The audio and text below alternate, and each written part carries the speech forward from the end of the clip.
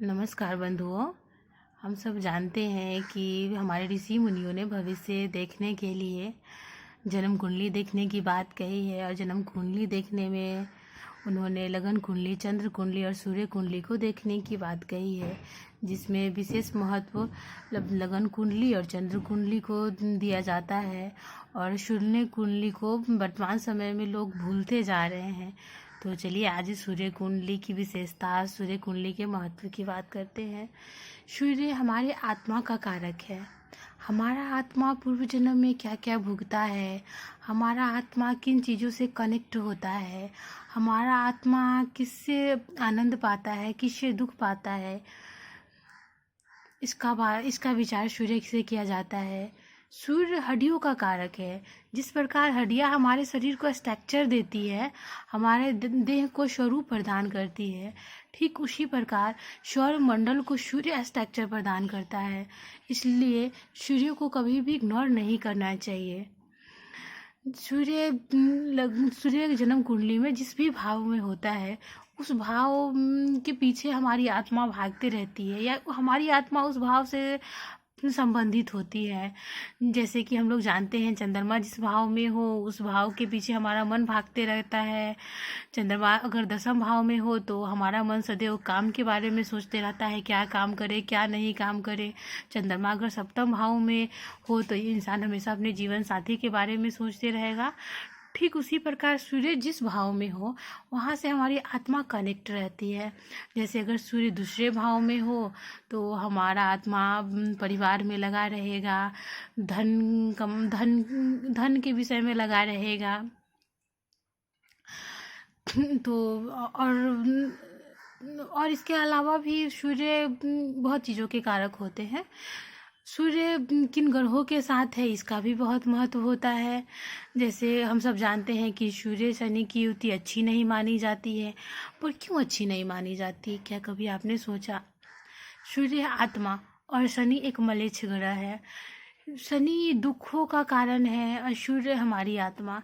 तो पूर्व जन्म में हमने लोगों को इतना सताया होता है कि इस जन्म में हमें सूर्य शनि की युति मिलती है, और इस कारण हमारी आत्मा सदैव कष्ट में रहती है।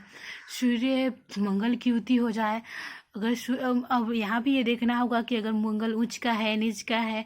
अगर मंगल उच्च का है तो पूर्व जन्म में हम बड़े योद्धा हुए होते हैं, कोई आईपीएस ऑफिसर होते हैं, या फिर कोई जवान होते हैं जो सच्चाई और ईमानदारी के रास्ता पर चल के अपने देश के लिए जान गंवाए होते हैं।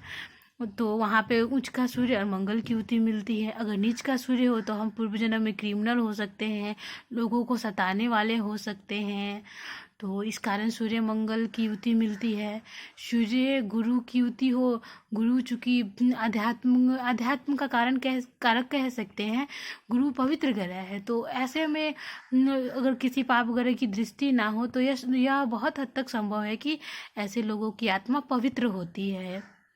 सूर्य अगर बुध के साथ हो तो हम लोग जानते हैं व्यक्ति इंटेलिजेंट होता है, बुद्धिमान होता है, व्यापारी स्वभाव का होता है।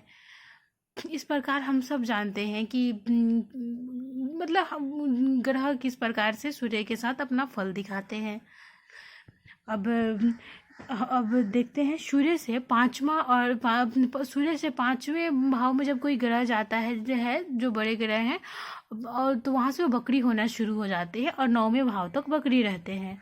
सूर्य से जो 7वां भाव है वहाँ पे ग्रह पूर्ण रूप से सूर्य से अधिक दूरी पे चले जाते हैं। इस कारण अपना पूर्ण प्रभाव दिखाते हैं।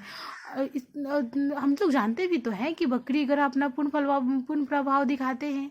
क्यों दिखाते हैं? क्योंकि वो सूर्य से बहुत अधिक दूरी पे चले गए, वो सूर्य की रोशनी में नहीं है। बकरी ग्रह हमारे पूर्व जन्म के अधूरे कर्म को भी बताते हैं। अर्थात सूर्य से जो 7वां भाव है वह कर्म पूर्व जन्म में हमारा अधूरा रह गया था। इस कारण अब इस जन्म में उसे हम पूरा करना चाहते हैं। सूर्य से जो ग्रह अस्त हो जाए वो मतलब वो आध्यात्मिक प्रगति की तरफ बताते हैं। जैसे सूर्य की डिग्री से पहले ही कोई ग्रह अस्त हो जाता है तो वह पवित्र होने के लिए जा रहा है, और अगर सूर्य की डिग्री को पार करके कोई अस्त है तो वह पवित्र होके अब निकल रहा है। इसी प्रकार सूर्य से बहुत चीज़ों का विचार किया जाता है। सूर्य से दूसरे भाव में हम देखेंगे कि ऐसे लोग इस दुनिया को क्या क्या दे सकते हैं, देने के लिए ये भाव होता है। हम दुनिया को क्या देने के लिए आए हैं। जैसे सूर्य से दूसरे भाव में अगर मंगल हो तो हम दुनिया को, समाज को, जहाँ पे भी हैं, प्रोटेक्शन देंगे, हम उनकी रक्षा करेंगे। सूर्य से दूसरे भाव में बृहस्पति हो तो हम दुनिया को ज्ञान देंगे।